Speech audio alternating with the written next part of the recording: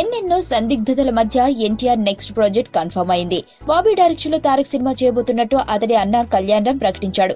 అంతేకాదు ఆ సినిమాకు తానే నిర్మాతగా వ్యవహరిస్తున్నట్టు చెప్పాడు.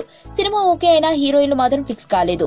5 పేర్లు పరిశీలనలో ఉన్నట్టు చెప్పినా అందులో ఏ ఒక్కరి పేరును అధికారికంగా ప్రకటించలేదు. అయితే ఇద్దరిని మాత్రం ఫైనల్ చేసినట్టు ఫిలిం నగర్ వర్గాల టాక్.